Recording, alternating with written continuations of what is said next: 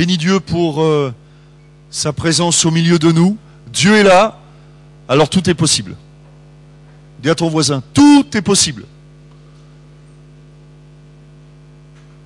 Même si tu n'y crois pas, tout est possible quand même. Vous savez ce qui est formidable, c'est que quand on a confié sa vie entre les mains de Dieu, même quand on veut échouer, on n'y arrive pas. Nous les enfants de Dieu, on essaye parfois de rater quelque chose, on n'y arrive pas. Parce que c'est la bénédiction qui est sur notre vie. Amen. Alors, normalement, les enfants de Dieu disent Amen. Amen. Parce que Jésus a brisé le pouvoir de la malédiction.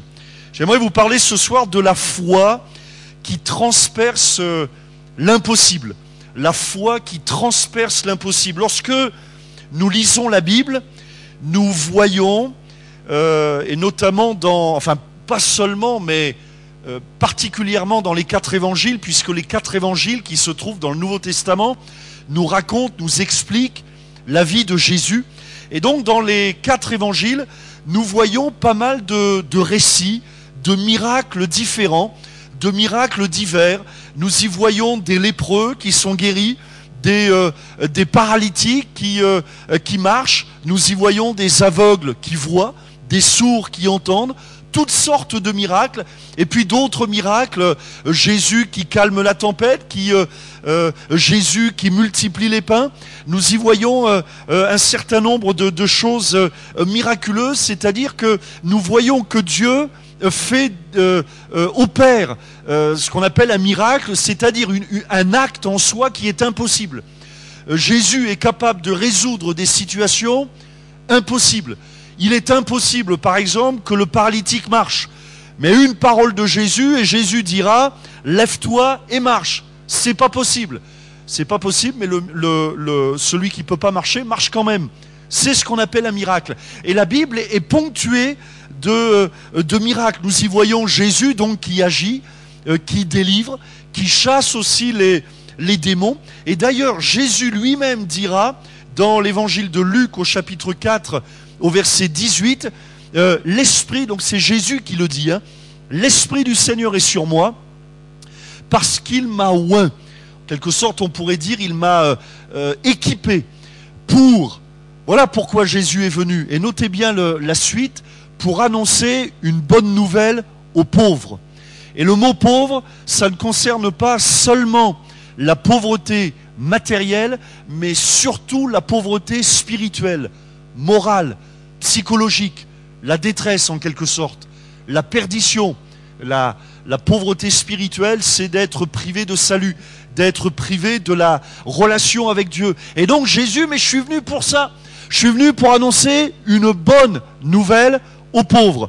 Et il continue. Il m'a envoyé pour guérir ceux qui ont le cœur brisé. Et ça nous parle d'action psychologique, intérieure, de cœur brisé, découragé, lassé, fatigué, tout ce que vous voulez. Et Jésus est venu pour guérir ceux qui ont le cœur brisé, pour proclamer aux captifs la délivrance. Et derrière le mot délivrance, alors on peut y mettre la délivrance de l'alcoolisme, la délivrance de la drogue, la délivrance de mauvaises pensées, la délivrance de pensées de suicide, la délivrance de dépression, de déprime. Bref, et la liste n'est pas exhaustive, on peut y rajouter beaucoup de choses. En tout cas, Jésus est venu, et Jésus l'affirme, le dit, voilà, je suis venu, j'ai été envoyé, j'ai été équipé pour proclamer aux captifs la délivrance, et aux aveugles le recouvrement de la vue, non seulement physiquement, mais là encore, spirituellement, aux aveugles le recouvrement de la vue, c'est-à-dire que Jésus est venu pour nous montrer qui nous sommes, pour nous permettre de voir que nous avons un Père dans le ciel qui nous aime, pour nous permettre de voir que Dieu ne nous a pas abandonnés, que Dieu est réel, que Dieu est vivant, que Dieu a son regard sur chacun d'entre nous. Donc voilà, c'est ça la cécité, elle est souvent là. C'est que bien des gens vivent en ignorant qu'ils pourraient être heureux, en ignorant qu'ils sont riches, en ignorant qu'un avenir béni les attend. Et ils vivent dans une misère spirituelle, et ils vivent en reniant la personne de Dieu, et ils vivent en ayant cette assurance, mais Dieu n'existe pas, mais Dieu peut rien faire. Mais Jésus est venu pour nous ouvrir les yeux. Et si quelqu'un au milieu de nous n'est pas convaincu de cela, priez dans votre cœur que Dieu vous ouvre les yeux. Mais faites-le. Mais faites-le. Et vous verrez qu'avant la fin de la réunion, vos yeux se seront ouverts et vous aurez reçu dans votre cœur cette révélation qu'il y a un Dieu qui s'intéresse à vous, aux aveugles le recouvrement de la vue, pour renvoyer libres les opprimés, les esclaves. Et encore là, on pourrait faire écho à la délivrance pour publier une année de grâce du Seigneur. Et j'aime beaucoup particulièrement la fin là, et pour publier une année de grâce du Seigneur. Le mot grâce, ça signifie c'est gratuit. C'est gratuit. Dieu veut me bénir d'une manière gratuite. On n'est pas là ce soir pour vous annoncer une religion, pour vous dire oui, notre religion elle est meilleure, parce que, je vais vous dire, honnêtement, moi je ne crois pas à la religion. Ça risque de vous choquer, hein. Pourtant vous dites ouais mais on est dans une église. Ouais, mais je ne crois pas à la religion. Je ne crois pas au rite, mais je crois à la puissance de Dieu. Je crois à la puissance de Dieu. Et Jésus ne nous dit pas, voilà, j'ai été envoyé pour mettre une structure en place, pour t'encadrer. Vous savez ce que, puis des fois, encadrer quelqu'un, c'est pas toujours positif. Hein. Et Jésus n'est pas venu pour nous encadrer. Mais Jésus est venu pour nous sauver. Allez, je vous le relis là. Il est venu pour annoncer une bonne nouvelle aux pauvres. Il est venu pour guérir ceux qui ont le cœur brisé, pour proclamer aux captifs la délivrance, et aux aveugles le recouvrement de la vue, pour renvoyer libres les opprimés, pour publier une année de grâce du Seigneur. Et nous vivons dans cette année, pas 2010, mais dans cette année depuis que Jésus est mort à la croix du Calvaire et qu'il est ressuscité le 3e jour. L'année de grâce est ouverte ce jour-là. Et rassurez-vous, c'est pas terminé. C'est pas terminé. Cette année de grâce, qui dure depuis 2000 ans, eh bien cette année, c'est cette période de grâce, c'est une période que Dieu nous accorde afin que notre vie soit changée. Dieu nous permet, nous, pécheurs, nous privés de la gloire de Dieu, de nous approcher de Dieu par la repentance et la foi. Et ce soir, j'aimerais vous parler de la foi, justement, qui transperce l'impossible. Quelle sorte de foi faut-il pratiquer pour non seulement toucher le cœur de Dieu, mais pour que Dieu touche notre cœur et pour que le miracle s'installe dans notre vie. En d'autres termes, comment est-ce que le malade peut être guéri? En d'autres termes, comment peut-être au milieu de nous, quelqu'un qui est malheureux peut repartir, peut expérimenter le miracle de l'espérance de Dieu? Comment est-ce que quelqu'un au milieu de nous qui est perdu peut repartir en ayant l'assurance de la vie éternelle? Alors j'ai pris 2 exemples, 2 témoignages incontestables, incontestés, puisque ces témoignages viennent de la Bible. Et vous savez que nous croyons que la Bible est la parole de Dieu. La Bible, comment dire, n'est pas un récit d'histoire trafiquée, changé au gré du vent ou des époques, mais ce sont des histoires vraies. Et le premier exemple, on va voir un homme, et puis après, pour être vraiment équitable, on va faire la parité ce soir. On verra le témoignage d'un homme, et puis après le témoignage d'une femme. Parce que le but ce soir, c'est d'arroser tout le monde. Normalement, il n'y a pas entre les deux. Il y a des hommes et des femmes. Et normalement, avec ça, on arrose tout le monde. Le premier, c'est l'homme. Alors, pardonnez-moi les dames, hein, mais je n'ai pas fait exprès de mettre l'homme en premier. Et puis, pour vous rassurer, on dit que le meilleur est à la fin. Comme ça, tout le monde est content. Bon. Matthieu, chapitre 8, verset 5. Donc, c'est le centenier romain, et qui, lui, va exercer une foi que j'ai appelée une foi réfléchie. Vous allez voir avec moi que la foi, et on le dit souvent au milieu de nous, la foi, ce n'est pas du mysticisme. On n'est pas des illuminés. On n'est pas des gens qui... l'enfant de Dieu, c'est pas quelqu'un de bizarre. C'est quelqu'un de bizarre parce qu'il croit en Dieu. Alors si c'est ça la bizarrerie, alors on est bizarre. Si la folie, c'est de croire qu'on peut être heureux, alors on est fou. Mais en fait, l'enfant de Dieu, c'est quelqu'un qui a, j'allais dire, réellement réfléchi. Et on va voir cet homme, donc ce centenier romain, Matthieu chapitre 8, verset 5. Comme Jésus entrait dans Capernaum, un centenier, donc un officier romain, l'aborda, le priant et disant, « Seigneur, mon serviteur est couché à la maison, atteint de paralysie et souffrant beaucoup. » Jésus lui dit, « J'irai et je le guérirai. » Le centenier répondit, « Seigneur, je ne suis pas digne que tu entres sous mon toit, mais dis seulement un mot et mon serviteur sera guéri. Car moi qui suis soumis à des supérieurs, j'ai des soldats sous mes ordres, et je dis à l'un, va, et il va, à l'autre, viens, et il vient, et à mon serviteur, fais cela, et il le fait. » Après l'avoir entendu, Jésus fut dans l'étonnement. C'est étonnant d'étonner Jésus. Hein. Formidable, hein? Extraordinaire. Hein? En général, c'est plutôt Jésus qui nous étonne, mais voilà que Jésus est étonné. On va voir pourquoi.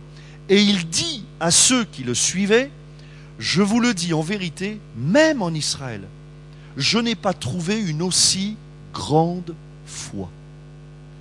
Or, je vous déclare que plusieurs viendront de l'Orient et de l'Occident et seront à table avec Abraham, Isaac et Jacob dans le royaume des cieux. Mais les fils du royaume, c'est-à-dire des enfants d'Israël, seront jetés dans les ténèbres du dehors, où il y aura des pleurs et des grincements de dents. Puis Jésus dit au centenier, « Va, qu'il te soit fait selon ta foi. » Et à l'heure même, le serviteur fut guéri. Amen. J'ai remarqué que dans ce texte, il y a plusieurs choses impressionnantes. D'abord, le fait que Jésus soit étonné. Jésus est étonné par la foi de cet homme.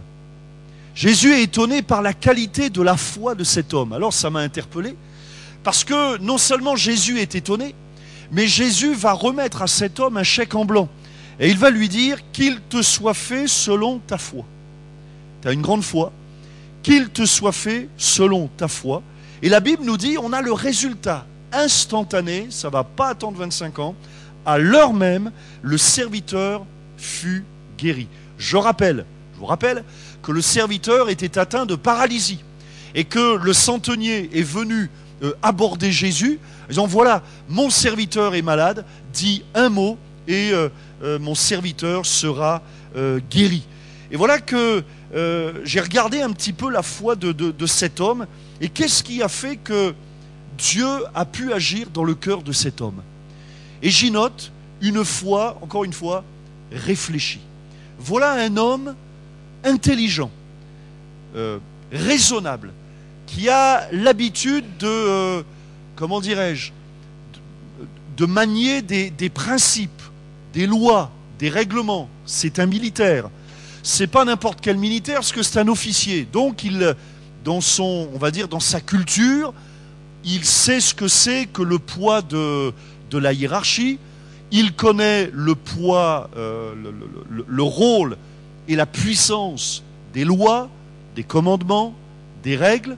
J'y vois un homme qui est lui-même soumis à ces règles qui sont édictées donc visiblement à l'armée, puisqu'il dit ben moi c'est pareil, je suis soumis à des supérieurs, et là il parle dans son métier de soldat, donc je suis soumis à des supérieurs, c'est-à-dire que j'obéis moi-même à des règles, à des lois, à des principes, et puis quand je donne des ordres, eh bien mes subordonnés en quelque sorte, eh bien eux aussi, parce que cet homme a compris, et nous tous on l'a compris dans le domaine de la vie courante, selon les responsabilités que l'on a, on a une délégation d'autorité ou pas. Vous vous souvenez de l'histoire de mon petit gendarme? Vous vous souvenez? L'histoire de mon petit gendarme? Prenez le plus petit gendarme français. Le plus petit que vous trouverez. Si vous passez devant lui en roulant à 260 km/h au lieu de 50, rien que de voir même le petit gendarme avec son tout petit képi, alors normalement vous ralentirez. Oui ou non? Levez la main ceux qui ralentissent. Les autres, que Dieu vous garde. Bon. Normalement on ralentit. Et on ralentit pourquoi? Pas parce que le gars il est costaud, pas parce que c'est Rambo, mais parce qu'on voit un képi. Moi, je me souviens même quand j'étais à l'armée pour frimer, je mettais sur la plage de ma voiture à l'arrière, je sais pas si t'as fait ça, mon képi. Vous voyez, pour frimer, mais ça marchait pas. Pas grave. Ça, c'est ma vie, c'est pas grave. Bon, mais dès qu'on voit le képi, on ralentit. On ralentit. Pourquoi? Parce qu'on sait que derrière ce tout petit bonhomme, il y a une grande autorité. Et si par malheur, on passe outre, il siffle. Si on passe outre, il nous envoie les motards. Si on passe outre, il nous envoie les voitures de police, de gendarmerie. Si on passe outre, mais c'est les camions. Si on passe outre, il nous envoie les chars. Et si on continue, vous aurez un Mirage 2000 qui vous pilonnera au-dessus de... Eh oui, parce que, pourquoi? Parce que derrière ce petit gendarme, il y a toute une armée. Il a une, c'est ce qu'on appelle une délégation d'autorité. Il a l'autorité, enfin, concernant son travail. Mais il a, vous le reconnaîtrez avec moi, il a quand même une grande autorité, en tout cas sur la voie publique. Oui ou non? Levez la main ceux qui ont compris. Ok, ça va, je suis rassuré, ça va. Eh bien, ce centenier romain, il a compris que dans le royaume de Dieu, c'est pareil. Il y a des lois, il y a des principes, il y a des règles. Et lui, et moi je comprends ce centenier parce qu'il est militaire dans sa, dans sa culture, dans sa structure, quoi. Il est militaire. Et ce centenier, qui lui a bien compris les choses et qui lui-même exerce l'autorité, qui connaît donc le poids de l'autorité, eh bien quand il voit Jésus, il réalise le poids que Jésus a, l'autorité que Jésus a. Et c'est cette foi-là qui plaît à Jésus. Vous comprenez ce que je veux dire? C'est pas la foi d'un illuminé. C'est pas quelqu'un qui vient là, oh, oh, ce que tu as dit, c'est formidable. Non, non, c'est quelqu'un d'extrêmement réfléchi, qui a compris que, au-delà des choses, on va dire, matérielles, il y a d'autres lois plus puissantes encore. Il a compris que le nom de Jésus est élevé au-dessus de tout autre nom. Il a compris les principes de Dieu. Il a compris les principes du royaume de Dieu. Et il est capable de dire à Jésus, non, non, viens pas chez moi, je ne suis pas digne que tu entres sous mon toit. Ça, c'est ce que je pourrais appeler la repentance. Il se repent, ne viens pas chez moi parce que moi je suis pécheur. Il a compris le principe, il a compris la loi de Dieu, il a compris les principes du royaume de Dieu. Et si ce soir vous comprenez les principes du royaume de Dieu, le miracle s'accomplira dans votre cœur. Si ce soir vous comprenez que la prière la prière déverrouille la puissance de Dieu, vous verrez la puissance de Dieu à l'œuvre. Si ce soir vous comprenez que vous êtes pécheur, et que la repentance et que Jésus à la croix du Calvaire vous a accordé le pardon de vos péchés, alors vous serez, et que vous demandez pardon à Dieu pour vos péchés, vous serez sauvés. C'est une loi. Qu'on soit content ou qu'on soit pas content, ce sont des lois. Ce sont des lois spirituelles. Je vais vous annoncer quelques lois spirituelles. Le salaire du péché, c'est la mort. C'est une loi. Content ou pas content, celui qui n'aura pas remis sa vie entre les mains de Dieu, il passera l'éternité en enfer. C'est une loi. Une autre loi dit que le péché nous sépare de la gloire de Dieu. Une autre loi nous dit que tous les hommes ont péché. Mais une autre loi nous dit que pour celui qui croit en Jésus, alors il a la vie éternelle. Ce sont des lois, ce sont des principes spirituels et universels, qui ne dépendent pas de quel pays on vit. Dieu ne va pas demander aujourd'hui, tiens, c'est quoi ton passeport ou ta carte d'identité, c'est d'où tu viens. Ce sont des lois universelles. Tous les hommes sont pécheurs. Par conséquent, tous les hommes sont perdus. Par conséquent, Jésus est venu et une autre loi. Lorsque Jean-Baptiste a vu Jésus, il a dit, voici l'agneau de Dieu qui ôte le péché du monde. Une loi nous dit que Jésus a pris la condamnation que nous méritions. Alors ce centenier, il a compris. Et il a compris les lois spirituelles. Quelle qu'autre loi spirituelle? Celui qui demande, reçoit. C'est une loi spirituelle. C'est-à-dire celui qui prie avec foi, Dieu va répondre. Oh ouais, mais Dieu ne répond pas. T'as qu'à prier. Prie avec foi. Dieu répondra. On ouvre à celui qui frappe. Vous voyez, on n'est pas là dans la folie, dans du fanatisme, dans de l'illumination, dans du mysticisme. On est là dans des lois réfléchies, logiques, hein, c'est cohérent tout ça. D'ailleurs, il me semble-t-il, j'ai jamais vu de livre plus cohérent que la Bible. Ce sont des lois, et il n'y a pas une loi qui contredit l'autre.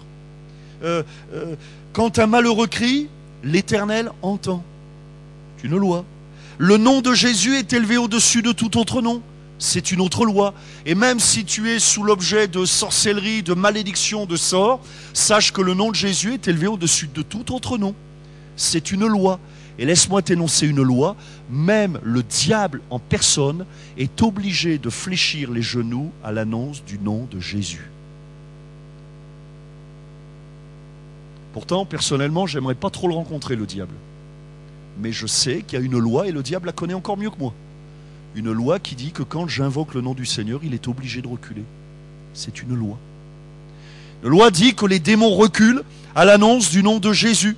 Tout est possible à celui qui croit. Une autre loi. Tout est possible. Et voyez, ce centenier romain, il comprend. Il saisit une autre loi. Si tu crois, tu verras la gloire de Dieu. Et voilà donc ce qui va mettre en marche la main de Dieu, c'est une foi finalement réfléchie. Et on est loin là des clichés comment dirais-je, du chrétien bébête, illuminé, fanatique, qui croit n'importe quoi. Nous, on ne croit pas en n'importe quoi, on croit en Dieu, c'est différent. La foi, ce n'est pas la crédulité. Et la foi de cet homme, ce n'est pas une foi bête, ce n'est pas une foi irraisonnée, ce n'est pas une foi qui n'est pas réfléchie, mais cet homme, il a bien réfléchi, il a bien compris, il a bien compris que Jésus pouvait faire quelque chose, il a bien compris les principes du royaume de Dieu, et je vais vous dire, il y a des lois qui sont supérieures à toutes les lois physiques, ce sont les lois de Dieu. Lorsque Jésus va ressusciter Lazare, eh bien, Jésus nous démontre que les lois du royaume de Dieu sont supérieures à nos lois à nous. Les lois du royaume de Dieu sont supérieures à nos lois à nous. La loi de la guérison est supérieure à la loi de la maladie. C'est ainsi qu'on voit que le paralytique, en tout cas dans ce serviteur-là, sera guéri. Pourtant, il était sous la loi de la maladie, mais il y a une loi supérieure. Si tu crois, tu verras la gloire de Dieu. Ça va ? Deuxième exemple, alors maintenant, donc c'est une foi pratique, réfléchie, raisonnable. Deuxième exemple, témoignage, la femme à la perte de sang. Alors elle a une foi décidée. On va le lire ensemble. Marc chapitre 5, verset 25. Or, il y avait une femme atteinte d'une perte de sang depuis 12 ans. Elle avait beaucoup souffert entre les mains de plusieurs médecins. Il y a des médecins ici ? On aime les médecins, on les aime quand même, comme les dentistes avec la roulette, on les aime quand même. Mais bon, il faut reconnaître que parfois, et c'est le cas, il n'y a rien de nouveau sous le soleil, hein, elle a souffert entre les mains de plusieurs médecins, et dans ce cas-là, ça n'a servi à rien. Je ne dis pas que ça ne sert à rien la médecine, mais dans ce cas-là précisément, ça n'a pas suffi. Bon. Elle avait dépensé tout ce qu'elle possédait, et elle n'avait éprouvé aucun soulagement, mais était allée plutôt en empirant. Ayant entendu parler de Jésus, elle vint dans la foule par derrière et toucha son vêtement, car elle disait, si je puis seulement toucher ses vêtements, je serai guérie. Au même instant, la perte de sang s'arrêta, et elle sentit dans son corps qu'elle était guérie de son mal. Jésus connut aussitôt en lui-même qu'une force était sortie de lui, et se retournant au milieu de la foule, il dit, qui a touché mes vêtements ? Ses disciples lui dirent, tu vois la foule qui te presse et tu dis, qui m'a touché ? Et il regardait autour de lui pour voir celle qui avait fait cela. La femme, effrayée et tremblante, sachant ce qui s'était passé en elle, vint se jeter à ses pieds et lui dit toute la vérité. Mais Jésus lui dit, ma fille, ta foi t'a sauvée, va en paix et sois guérie de ton mal. Amen. Voilà un autre exemple, et c'est un autre côté de la foi que nous allons voir dans cet exemple, une foi décidée. Voilà une femme qui est décidée, qui est résolue. Elle a décidé dans son cœur de saisir la guérison. Et j'ai noté quatre éléments par rapport à la foi de cette femme. Le premier élément, c'est qu'elle a une foi qui est nourrie, qui est alimentée. Elle a un jour, elle a tout dépensé. Elle a tout dépensé, elle a été voir les médecins et peut-être d'autres choses. Enfin bref, elle a essayé pour être guérie d'une manière ou d'une autre, et ça n'a pas suffi, rien n'y a suffi. Un jour, cependant, elle entend parler de Jésus. Et voyez-vous, la foi commence là. À partir du moment où j'entends parler de Jésus, ma foi peut commencer à naître, à grandir, à se fortifier. C'est à partir de ce moment-là que les choses se jouent. Cette femme-là, elle entend parler de Jésus, et puis elle pouvait continuer son chemin. Seulement, il y a quelque chose qui est né dans son cœur. Ce soir, vous entendez parler de Jésus. On vous parle de Jésus. Et vous pouvez partir de cette réunion, comme vous êtes venus, avec de bons souvenirs, genre c'était sympa, les chaises sont sympas, les gens sont sympas, c'était gentil. Bon. C'est pas la foi. Mais vous pouvez aussi commencer à laisser grandir quelque chose dans votre cœur qu'on appelle la foi. Et cette femme, elle entend parler de Jésus. Elle entend parler des miracles de Jésus. Elle entend parler des guérisons de Jésus, de ce que Jésus a fait, les discours de Jésus, les sermons de Jésus, les témoignages qui lui sont rapportés, des gens qui ont vu, qui ont entendu, peut-être qu'elle a rencontré le paralytique qui marche, peut-être qu'elle a rencontré un aveugle, peut-être qu'elle a rencontré Bartimée, Zachée, la femme samaritaine. Bref, elle a entendu parler de Jésus. Mais la différence, c'est qu'elle a une foi qui est nourrie. Et notre foi doit être alimentée par ce qu'on entend. Cette femme, elle fait partie de ces gens qui ne s'arrêtent pas en chemin. Il y a beaucoup de gens qui entendent parler de Dieu, mais qui ne font rien. Elle fait partie de ces gens qui ne laissent pas tomber à terre les choses qui paraissent intéressantes. C'est terrible, hein, de voir tellement de gens qui entendent parler de Dieu et qui n'en font aucun cas. Alors, je continue ma vie comme avant, comme si Dieu n'existait pas, comme si je n'en avais jamais entendu parler. Et puis vous repartirez avec votre mal. Mais voilà que cette femme, elle ne se laisse pas arrêter. Elle a entendu, alors la foi grandit dans son cœur. Et notre foi doit être alimentée, nourrie, fortifiée, renouvelée. Et la foi est renouvelée au travers de la lecture de la Bible. C'est ça aussi, entendre parler de Jésus. C'est non seulement ce soir, vous en entendez parler, mais je vous invite aussi à lire la Bible. La Bible va nourrir notre foi. Deuxième élément, sans la foi, je ne peux pas m'approcher de Dieu et je ne peux pas le toucher. Cette femme, par la foi, elle s'approche de Jésus. Elle ose s'approcher de Jésus parce qu'elle croit. La foi nous rapproche de Dieu et elle va faire quelque chose d'extraordinaire. Elle va toucher le bord du vêtement de Jésus. Sans la foi, il est impossible d'être agréable à Dieu. Et voilà que cette femme, elle a la foi. C'est quoi la foi? Tout simplement, elle commence à espérer, commence à croire. Elle commence, et puis d'ailleurs elle le dira, si je peux seulement toucher le bord de son vêtement, je serai guéri. Troisième point, c'est une foi qui ne s'arrête pas, elle n'abandonne pas. Elle ne s'arrête pas. Parfois, on vient à une réunion, on entend le message de l'évangile, on est content, et puis on ne revient plus jamais. Ou alors on revient quand la maison brûle, quand le couple est au bord de l'explosion, quand on est dans le cancer en phase terminale. Alors là on se souvient, bon, marqué Dieu bénit quand même.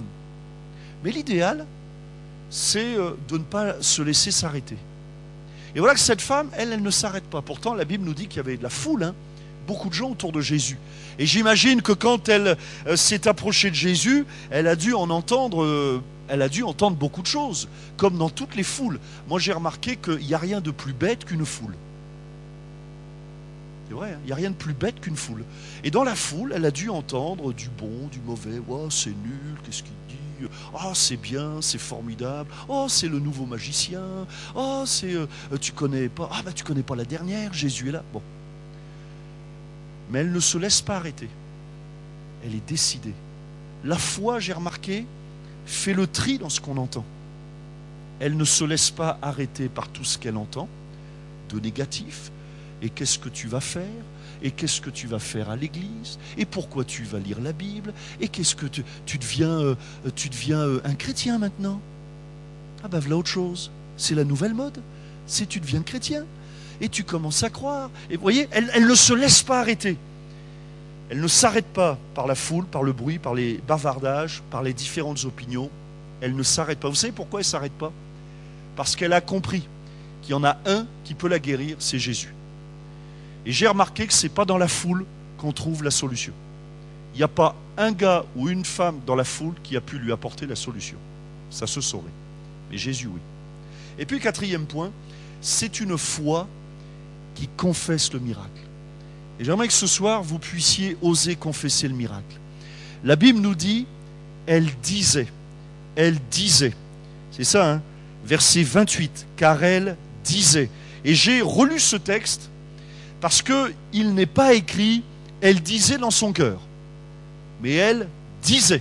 Ça veut dire que si vous aviez été dans la foule, vous auriez vu une petite bonne femme qui vous aurait dit « si je puis seulement toucher le bord de son vêtement, je serai guéri. Si je peux seulement toucher le bord de son vêtement, je serai guéri. » Peut-être que nous, on l'aurait pris pour une folle, mais elle confessait le miracle. La foi. La foi qui est décidée. La foi qui ne s'arrête pas. La foi qui ne baisse pas les bras. Rien ne peut l'arrêter parce que cette foi-là, elle est nourrie. Elle est entretenue par ce qu'elle dit. Qu'est-ce que vous disiez? Qu'est-ce que vous... Qu'est-ce que vous dites? Pardonnez-moi. Qu'est-ce que vous dites tout au long de la semaine? Et elle ne dit pas n'importe quoi. Bien sûr, si on s'approche de Dieu en disant « j'y arriverai pas, il n'y arrivera pas », je demande pas. Ben, tu es sûr de ne pas avoir au moins. Mais elle, vous avez remarqué, elle le dit. Pourtant, ce n'est pas fait quand elle le dit. C'est pas fait. Il n'y a rien de fait. Elle est même pas auprès de Jésus. Mais elle confesse. Et c'est la confession qui va entretenir sa foi. Et puis je termine. Ce qui est extraordinaire, et je vous l'avais déjà souligné à plusieurs reprises, ce qui est extraordinaire, c'est le seul témoignage de ce type qu'on a dans la Bible, à propos de Jésus, c'est que Jésus, cette femme sera guérie à l'insu de Jésus. Jésus n'est même pas au courant. Jésus n'est même pas au courant. Hein, puisqu'il va dire qui a touché mes vêtements? Alors, dans le premier témoignage, on voit Jésus qui est étonné. Et puis dans ce deuxième témoignage, on voit Jésus qui n'est même pas au courant. Cette femme, elle est guérie à l'insu de Jésus. Il regarde autour de lui pour voir celle qui avait fait cela. Il sent, lui, il y a quelque chose qui s'est passé. Et alors, regardez bien la fin de l'histoire, verset 33. La femme, elle est guérie. Elle est guérie, oui ou non? Qui a suivi là? Ok, ça va me rassurer. La femme, elle est guérie, mais elle n'est toujours pas bien. Elle est guérie, mais elle n'est pas bien. Et si Jésus ne lui avait pas parlé, elle serait restée dans son malaise, comme quoi la guérison ne suffit pas.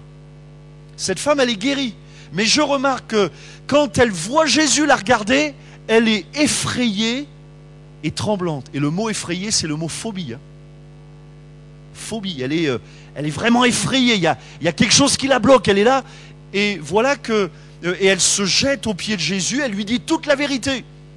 Comme une sorte de confession. Comme une sorte de repentance. Repentance. Mais Jésus lui dit, ma fille, ta foi t'a sauvée. Remarquez bien que Jésus ne lui dit pas ta foi t'est guérie, mais là pour le coup, ta foi t'a sauvée, va en paix et sois guéri de ton mal. Non seulement j'ai besoin de la guérison, si quelqu'un a besoin de guérison, Jésus guérit. Mais j'aimerais vous dire que la priorité de Dieu, ce qui nous apaisera, c'est d'être en relation avec Dieu. C'est la repentance et la foi. d'avoir compris, d'avoir réalisé que Jésus est mort à notre place pour nos péchés, je me suis souvent posé la question, si Jésus n'avait pas parlé à cette femme, que se serait-il passé? Elle serait repartie chez elle, guérie, mais visiblement pas en paix. Elle est repartie, guérie et en paix, avec la paix de Dieu, l'assurance qu'il y a un Dieu qui l'aime. Et j'aimerais vous dire que oui, Jésus est venu pour nous guérir. Comme ça, d'ailleurs, Jésus lui-même l'a dit, venu pour nous guérir, guérir les cœurs brisés, ouvrir les yeux des aveugles, proclamer aux captifs la délivrance. Mais Jésus est venu premièrement pour nous sauver, c'est-à-dire pour nous délivrer de la puissance du péché, pour nous accorder le pardon de nos péchés, afin que quiconque dans cette salle reparte avec la plus grande des richesses. C'est même pas la guérison, bien que Jésus veuille guérir, hein. Mais la plus grande des richesses, c'est quoi? C'est de repartir avec le pardon de Dieu dans son cœur. Et cette femme, elle est repartie plus qu'avec une guérison. Elle est repartie avec la paix dans son cœur. Cette assurance, ta foi t'a sauvé. Et Jésus l'appellera ma fille. Ma fille, ta foi t'a sauvé. Va en paix. J'aimerais vous dire, de la part de Dieu, j'aimerais vous dire à chacun d'entre vous, partez en paix. Partez en paix. Mais avant cela, ouvrez votre cœur. Comprenez les principes du royaume de Dieu. C'est la repentance et la foi qui nous ouvrent les portes du miracle. On termine par la prière. Notre bon Père Céleste, nous te remercions pour la richesse de ta parole, pour la beauté de ces témoignages, mais aussi la puissance de ces témoignages. Te bénissons pour cet homme-là qui a compris les principes du royaume de Dieu. Et je te prie, Seigneur, afin que dans cette soirée, tu nous éclaires quant aux lois, quant aux commandements du royaume de Dieu, quant à ses règles. Je te prie aussi afin que se trouvent au milieu de nous des hommes et des femmes comme cette femme qui sont décidés à recevoir ta grâce, décidés à recevoir la guérison, décidés à recevoir le salut. Seigneur, tu agis dans ce lieu maintenant.